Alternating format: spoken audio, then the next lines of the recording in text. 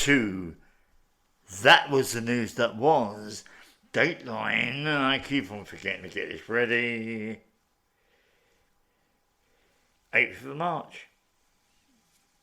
What a week it's been. Let's talk about last week's by-election first of all. I think that's a very important news item. Mr. George Galloway got his seat. Now it's quite interesting. The Labour Party didn't have a candidate. The Conservatives, I think, came third. The Liberal Democrats came second. And Mr. Galloway won. There's an interesting fact I've learned about Mr. Galloway, which I never knew until that by-election. He always stands for a seat. He usually gets in, and then he stands down. He never goes for a second. So at the general election, well, Labour of course have a candidate up, so I presume the Labour candidate. At the moment it does look like Labour are in the lead, because now we come to the most important part of this week's news. Wednesday's the budget. Mr. Hunt stood up and he talked about loads of things. Now what he didn't announce in the actual speech of the budget was the benefits, which he always promised to people, but he did say he was going to take 2p off national insurance. But the Office of Fiscal Trading, I mean it's IFS, whatever it is, actually said that even though he's done this, the tax burden on people is higher than ever. Quite interesting. Also, it brings more people. Actually, because of it, he brought more people in to a tax threshold of paying. Isn't that nice of the Conservatives? As Mr. Sunak once said, the party of the people. Funny thing is, the following day, Mr. Hunt was interviewed by one of the higher ups in the BBC. Never heard of him myself. And he called the person unprofessional because he was challenging him. How can you? Of course, during his speech, he made little jibes about that the Labour Party won't do this. Or rather, he said, they won't do this, pointing to Labour, the opposition bench. But what's he done? Actually, it's interesting, as we know, as you probably realise, most of you realise, one of my main interests is homelessness. No more help for the homeless, really. No funds at all. And yet, the previous day, on the Tuesday, several people, including Phil Carey, who might be listening to this, and others went to a meeting where they invited the Minister of Homelessness. Yes, we have a Minister of Homelessness. And the Shadow Minister of Homelessness, both, and to make them get promises that they do something. Actually, somebody today I saw mention the Shadow Minister. I hope he'll be a shadow no longer. What are they going to do?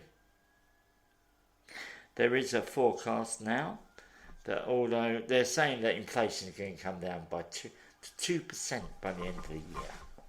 Let's see if it does. Be nice. The electric company has already announced.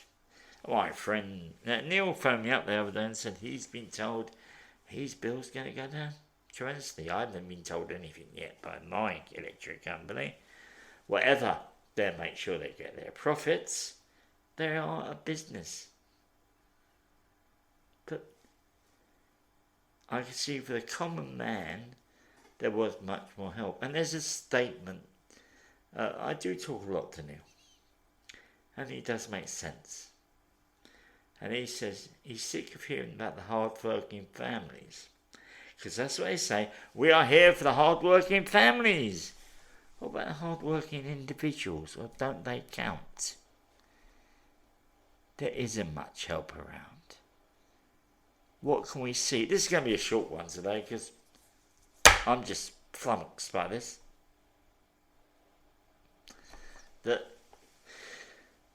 The party for the people, as Mr. Sunak said, does nothing, has done nothing to help us. What can be done? I'm not going to go over the budget, but a bit I could, but I think it's pointless. Everybody else has done it to death. What I really want to talk about is the help for the common person, or even the unemployed person. There was a speech made a few days before by one of the people about there are 10,000 jobs out there. We have so many unemployed people that won't take it. As you may remember, shall we go back to Brexit?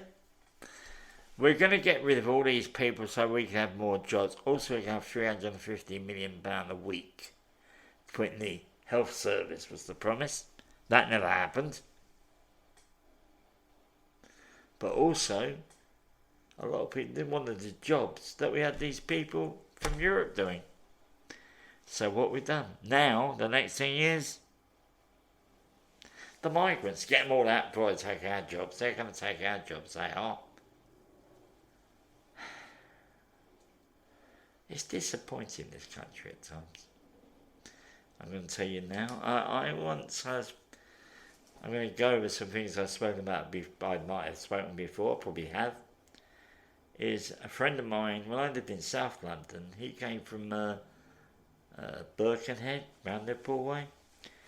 And we just happened to mention about people not working. And he said to me, I'd known, he was 50 at the time. I was about 8 years older than him at the time. And he said to me, he knew people in Birkenhead who never worked all their lives. Can't believe that. I cannot believe that there is a certain section of this society that have never worked. Not so much as pick up a teaspoon.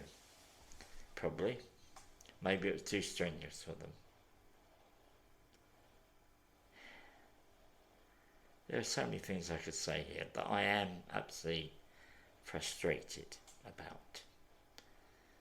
Now, let's talk about the podcast. That's more interesting. So I use that. I had a very interesting chat. On Monday, I'm going to have a guy called Andrew McClay come on. Andrew has a peculiar hobby. He photographs homeless people. And he spoke about it. And when I heard about it at first, I thought, this is horrible. I know that when I was in a day centre, as you probably know, I've been homeless myself. Someone took a photograph of a guy who's very quiet and everything. He went ballistic. But Andrew explains about the benefits of this. Things I never realised happened. So that's going to be an interesting discussion. The week after, I got Anthony on again. Originally, we were going to talk about he struggled to keep clean. And actually, at the moment, he is trying to keep clean. He's left his job. But he's still trying to keep clean. Isn't that admirable? Remember that a lot of people, when they have an addiction, return to the addiction. He's determined not to. I really admire him for that. You know, he's still on the same panel as we were at the meeting today. But what can we do? People are not paid the right salary. People are not paid the right amount of benefit. As I told you before, and this I'll repeat this again, when they froze benefits for 5 years, they didn't adjust it to make up for the 5 years. They only adjusted it to make up for the previous year's inflation. So in other words, simple math. I'm going to use figures here. Simple. Say like over 5 years it's kind of like £1 a year. So logically you'd think they adjust it for that £5. No, they did about £1. So in other words they're losing £4. Is that fair? That's the reason there's poverty in this country. For people who aren't working or in benefits. Some people can't work. Sure, you might know somebody who can't work and they're struggling. But there's our caring government do anything about it? No. As you know, I like to make it 3, so let's make it 3. Very interesting few things have happened. We know Lee Anderson resigned. Well, no, he's been suspended. I apologise. He has actually been suspended because Mr. Sunak was in the interview and he said, would he allow Mr. Anderson come back?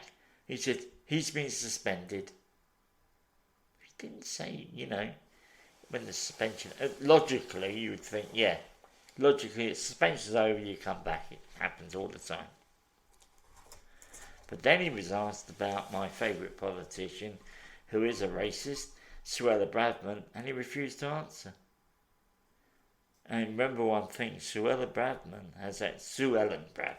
her real name, being too nice to her, has accused the government of being run by Islamists. Now, let me ask you a question, and maybe one of you might even have the courage to answer me. Lee Anderson has said that Sadiq Khan, the Mayor of London, is run by Islamicists. He has actually mentioned a name. Suella Braverman has said the government is run by Islamicists. Now, what would you be more offended by if you were told that your party is being run by Islamicists or that Sadiq Khan is run by Islamicists just for a city? What is more powerful? Think about it. Personally, I think they're both wrong, and he did it, as I said last week, he did it to try and shake the mayoral elections that are coming up. But she did it because she's an idiot. Full stop. In my opinion, I don't mind saying this, I'd say it to her face. I'd love to get her on here and say to her one question which I want to know. Very simple question. Where's your proof that the government is run by Islamicists? I think she's just blurting off hot air.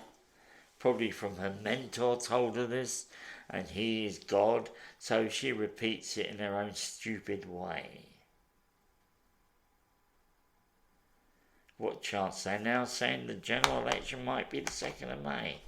Please, God, let it be the 2nd of May. Let's get the Conservatives out.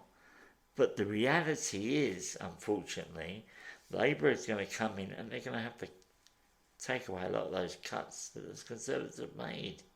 They tried to make the book straight. And then they'd be blamed for it. Should they be blamed? No. They should not. They're trying to do a good job, but what job can they do? I feel pity for whoever becomes the next government. Well, if the Conservatives get back in, they'll just take it away anyway. They've done it before.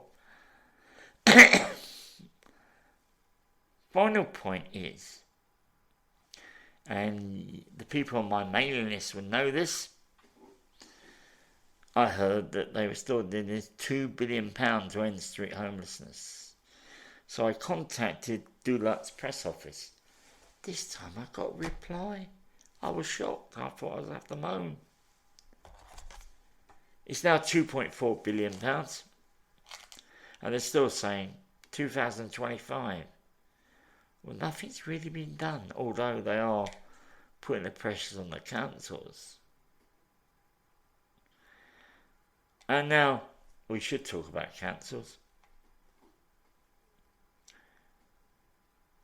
Councils are going to probably raise their council tax by an average of 10% to make up the shortfall of the money they're getting from the government.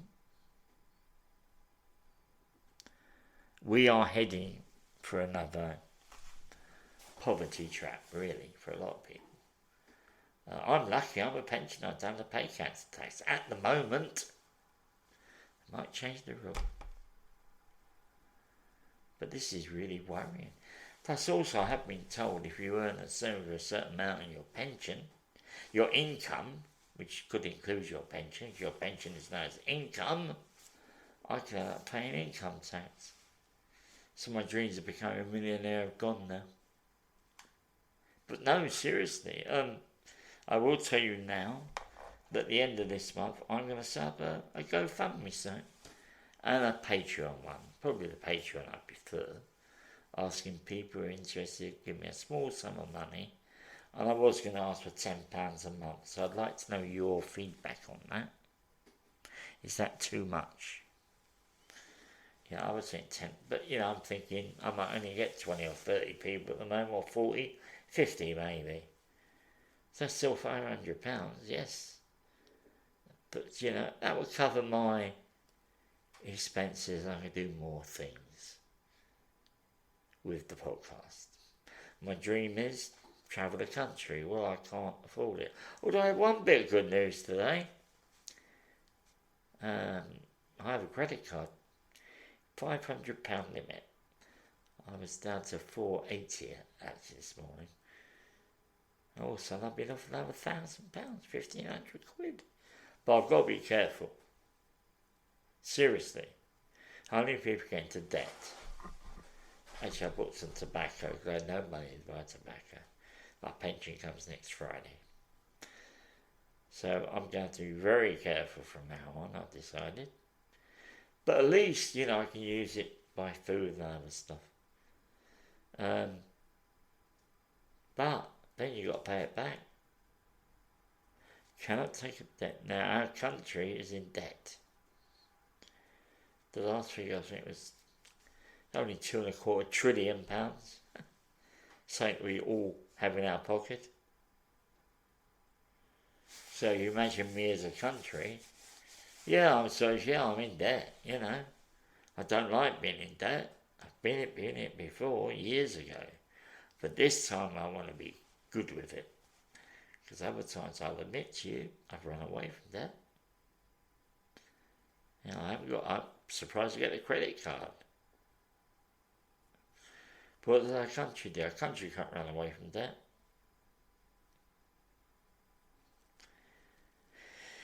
Oh, there's so many worries in this world.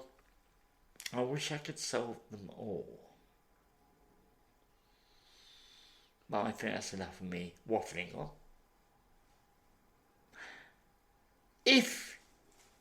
Please, I know a lot of people don't listen to this news one. One or two do. Give me some feedback. Say what you think. Am I on the right track? I have got plans, which I'll share here, because I get more chance here than the Monday guest show. I'm looking into under 17s homelessness now. I was hoping to get one of my previous guests on, but I can't get hold of her, which was the first time I got her on was different enough. But there's somebody else, Nicola. Nicola ran away from the care system at 14, came to London. She ended up in a very bad situation, which I'll let her tell more than me. And really, until she was in her 30s, and only by accident, and she met the man of her life, which is still in that situation. And the question she asked was, and I think it's a very good question, is, can a young person be trapped in homelessness? It's an interesting question, isn't it? I will share you saying that Nicola contacted me about a young boy who ran away from Ireland. He's 15. And I think she wanted to bring on the show. I refused. Number one, I felt he wasn't, at that age you're not developed enough mentally. You might be very intelligent, but there are certain things. Do you know something? He was lucky I did. He actually did go on a podcast, one run by a guy called Sean Maguire, the actor, and that's been taken down. He had an interview with him. Heard bits of it. Didn't think it was good enough. Not my standard. But then what this boy did was, he was saying to a care home while a trial was going on, but decided what was going to be done with him. He broke into their offices, found his records and put it all over Facebook. Now Nicholas informed me that they found out he set fire to a place in Ireland. You can never tell, can you, with people? They've all done not good things in their life, me included. But at that age it's quite difficult. We talk about the trauma. Trauma is the thing that a lot of people suffer. I once spoke to a guy who's now CEO of a major charity here, when he was director at Cardboard, and we were talking about a member who I was representing. And he said to me, Ian, you must remember, all our members have gone through trauma. Well, the truth is, all of us have gone through trauma. Every single one of you and me. Maybe we might not recognise it as trauma, but the difference is for each of us is how we handle that trauma. Some of us are trapped in it for years. Some of us walk out of it straight up. We're still damaged by it. I still remember my time on the street, and that's my trauma. But I managed to get out of it. Anyway, enough of me waffling on. These are things I'm looking into. If you've got a subject you're interested in, contact me, email me at standupspeakoutuk@mail.com, and we can have a chat about it. If you look at what we've covered so far this year, well, since the beginning, mental health, drugs, housing, knife crime. I had a discussion with a gentleman who runs a charity in Oxford called Great Change, helping people get into accommodation, into jobs and everything. I'm soon I'll be talking to somebody at Crisis about this thing. I was at a meeting today. That's what I finished with. It was at Dulac. We also had some people at Homeless Link and people in an organisation called Expert Link, which Ross, Andrew and Auntie have mentioned. And we came to a bit of this podcast, so I didn't mean to advertise my podcast, but I think it's what I've learned. Podcasts are educational. They're information, they share information about what's happening. And that's what it is. If you think you've got a story, there are certain things I won't talk about. I had one gentleman contact me, and the first thing is, his first email was a life change. I thought, interesting. I just said, tell me more, please. Then he said he wants to talk to me about the DWP surveillance. And he said he belonged to a mental health group in Blackfriars. Well, I understand that, especially with this thing of they were going to look at your bank accounts, which have now been told by law they can't. But then he finished up with, and the 300,000 deaths that are caused by this. Well, there's no proof of 300,000 deaths that are being caused by that, and it's not a big number as a country, goes. But I'm sure we haven't had 300,000 deaths. We might have had a few. But when people have stress can be anything. So I think podcasts are good for that. I hope my podcast is that sort of thing, where we share information. But also you have information you can share. You are we talk about experts by experience. You're the experts' experience of your life. So thank you very much. I hope you have a nice weekend, and tune in Monday.